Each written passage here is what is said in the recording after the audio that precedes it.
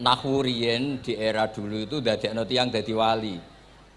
Sampai disebut hatta nahat qulubuhum li nahwihi famin azimi sya'nihi lam tahwihi.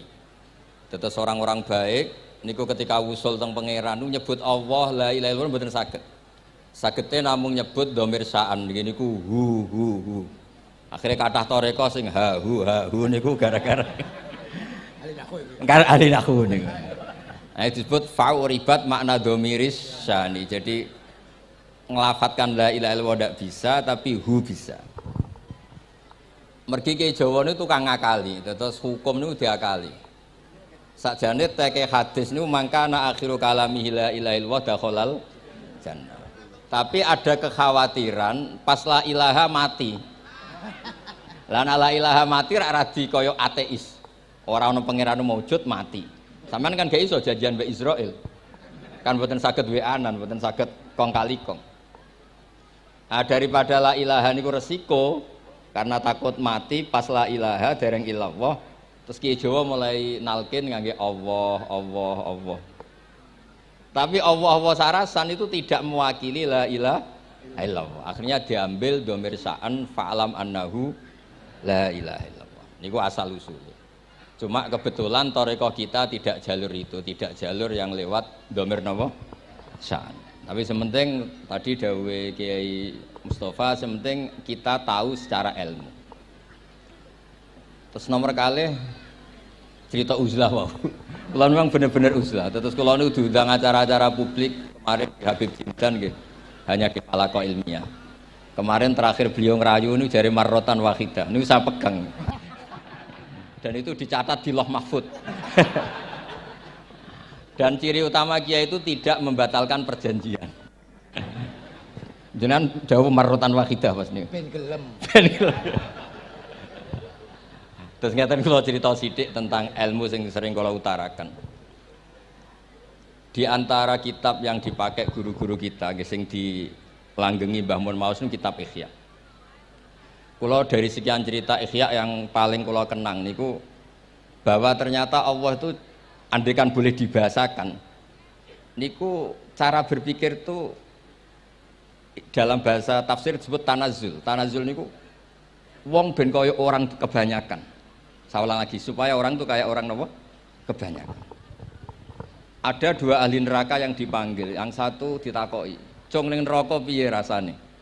"Syarru makan, mboten enak Gusti." Terus mbek pangeran diken balik, "Ya wis kono cung mlayu balik nang neraka." Niku tiange lari kencang, sekencang-kencangnya. Semangate sumeneng ambek kon balik ning neraka. Ditakoki mbek pangeran, "Lho cung kon mara neraka kok seneng?" Kula nu pun kapok Gusti, kula nu nyesal ketika di dunia nak jenengan utus niku lelat-lelet. Niki kula tobat dengan bukti dikan jenengan teng neraka kula mlayu. Lho nu pangeran akhire haru wong kok semangate mlebu neraka kaya ngono. Mergo diperintah pangeran. Ya dados niki ijazah jenengan akan mlebu neraka jenengan sing semangat nggih. Karena zaman ning donya sering diperintah Allah mboten napa? Semangat. Nah niku kemungkinane dibarno, kemungkinane dipanggil. Lah yang itu terus dipanggil oleh Allah. Ya wis kaya wong apik, tak kongkon nurut tenan, semangat tenan, terus diken mlebu swarga. Nah niku ijazah pertama nggih. Dinaken mlebu neraka sing napa? Semangat. Sing kedua niku dipanggil ku plengakan lelat-lelet. Kados kula diutus Gus Mus niki nelpon. Nelpon kula mboten purun akhire ning Bika jare matur Gus Subak. Turuti aku diamuk Bika jare Bapak.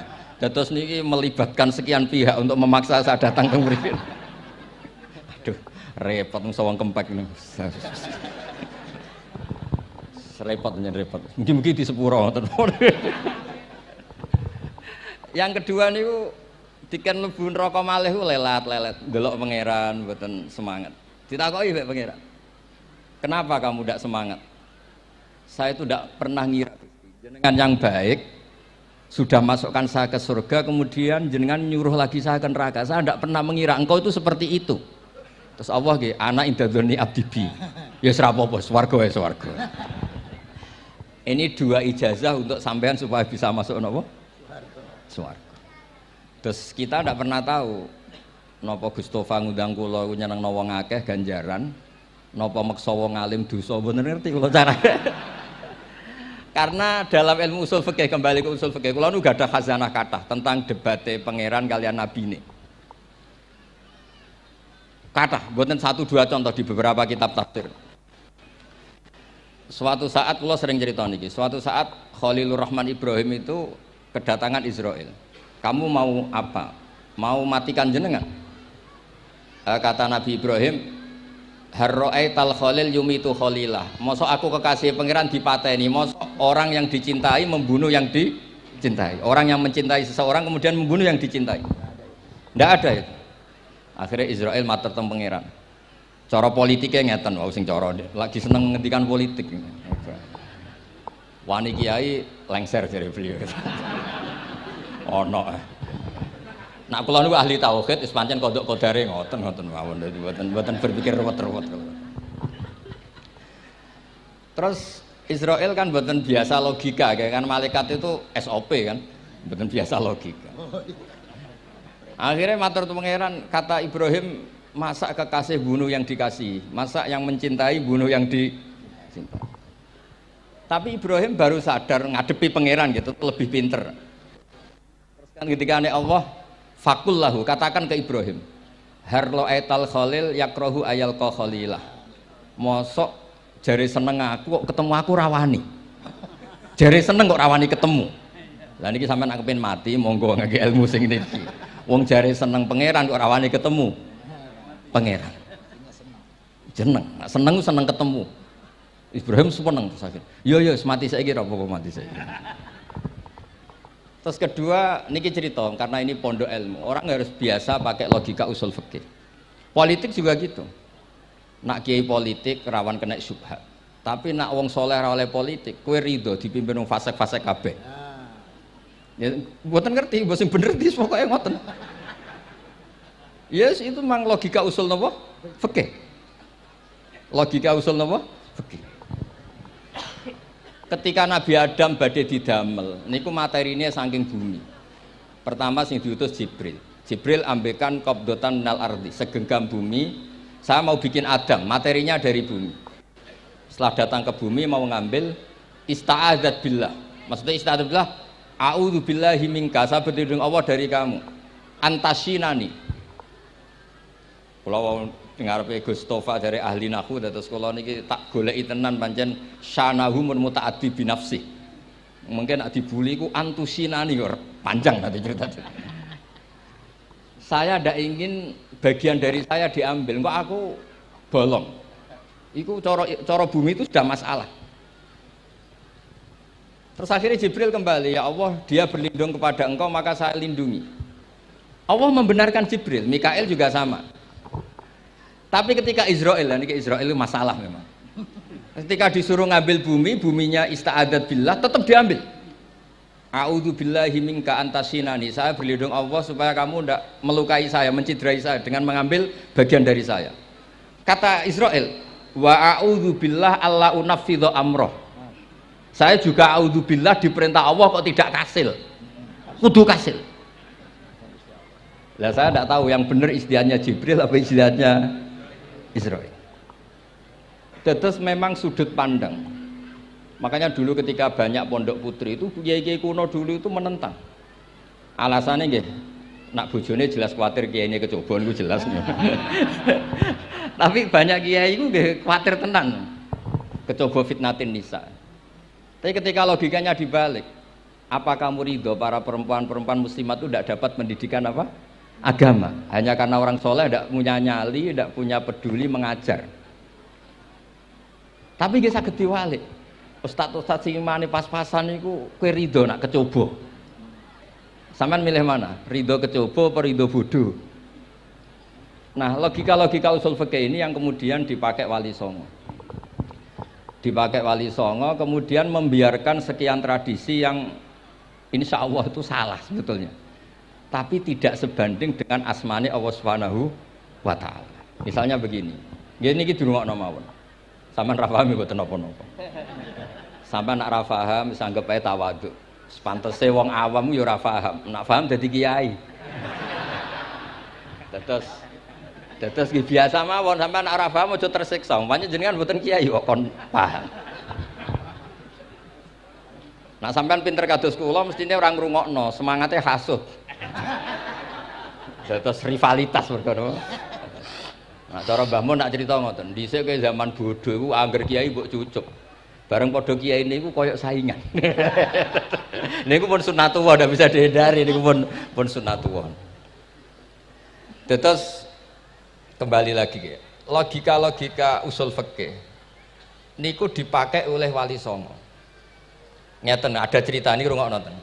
Itu sudah saya cek di beberapa riwayat termasuk di Musnad Imam Ahmad. Ada orang ini bukti teorinya Wali Songo itu benar. Wonten tiyang gadah kesalahan. Niku dokumen kesalahan niku madul basor sepanjang mata melihat. Wes ngoten jumlahnya 99 bok. Kayak apa banyaknya? Per bok madul basor sepanjang mata nopo melihat. Ketika dia ditanya Allah itu kalau tanya demokratis. Adzolamat kakatabati. Jangan-jangan malaikat saya sentimen. Kalau kamu jelek ditulis, kalau baik enggak. Enggak Gusti. Afalaka udhurun. Jangan-jangan kamu saat salah itu punya alasan. Enggak Gusti, ya memang salah. Tapi kata Allah, sudah kamu tenang saja. Kamu punya ini. Itu hanya satu box. Ya kira-kira kayak tempat jam tangan itu. Enggak, kamu punya ini cukup ini. Terus malaikat tanya, ya Allah, apa artinya, apa ngefek itu kalau ditimbang dengan kejelekan sebanyak itu dengan satu box jam. Orang ini juga bilang, Gusti sudah tidak usah ditimbang, nggak ngefek itu pasti kalah. Tapi setelah ditimbang menang yang satu box kecil tadi. Karena di situ ada la ilaha illallah Muhammadur Rasulullah. Jadi malaikat diancam sama Allah, kamu berani tidak mempertimbangkan nama saya? Apapun banyaknya box itu dosa itu tidak saya. Kalau ini la ilaha illallah itu nama saya. Kamu berani tidak mempertimbangkan nama saya? Ya tidak berani Gusti, ya harus dimenangkan. Nah itu. Semalahnya kok pengajian ini ya ono istilatur rijal wan nisa, tapi baru kayak ngaji di sepuro. Ya aja muni halal tapi ya aja muni terus gak ono faedahe. Di sepuro insyaallah. Karena kalau nuruti harus steril halal itu kayaknya tidak bisa. Terus di situ ditutup fala yaskulu ma asmillahi taala syai'un. Dibanding asmane Allah taala sesuatu itu tidak ada nilainya. Pasti menang Allah taala. Sehingga banyak ulama ngendikan kowe nak berdosa, bersalah maca iki-iki. Dan kalau Anda dosa misalnya catatannya satu box terus di bawah ada astagfirullah, malaikat ditanya sama Allah, kamu berani tidak mempertimbangkan nama saya disebut di situ? Nah, saya ini ribuan orang yang ngundang, saya berani mengabaikan. Bareng ono wong ngaku mbah, ya mbah tenan wae. Ya terus ngoten, kowe wani gak mempertimbangkan Gustofa sing mantune Mbah Maimun. Ya. Semoga cara pandang malaikat nanti seperti itu. Tapi nanti kalau malaikat cara pandang, mbah kok tukang makso putu. Itu mbah model opo.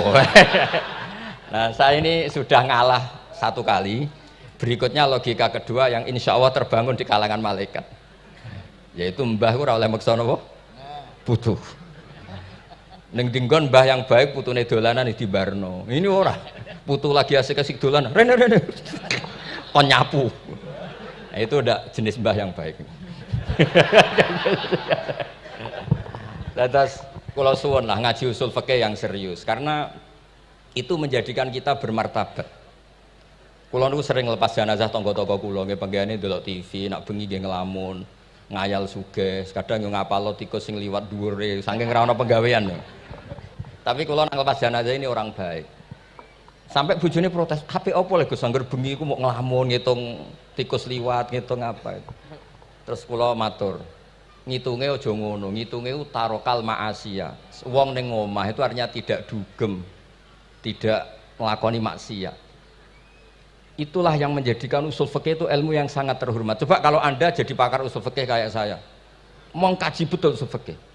Orang tidur semalaman jangan bahasakan tarokat tahajud, wa tarokal witro, wa taroka qiyamal lail. Tapi bahasakan taroka zina, wa tarokal ghibah, wa taroka kada wa kada minal ma'asi. Keren buatan? Keren. Kalau kamu udah ahli usul fikih maka kiai kok amen turu. Kiai kok guyon suwengi. Lho kiai guyon sungi itu melawan, kiai itu ustaz juga manusia, karena bengi ku ya kepen nonton. Tapi kan mboten pantes. Akhirnya korbane santri ini dijak guyon gak jelas. Lah apel ning rondo ya ora pantes. Nglawan nafsu iku berat, carane ya dilalek-lalekno guyon iku. Lah muga-muga malaikat kabeh ahli usul fikih nganggep ngono iku perlawanan terhadap keinginan apa maksiat.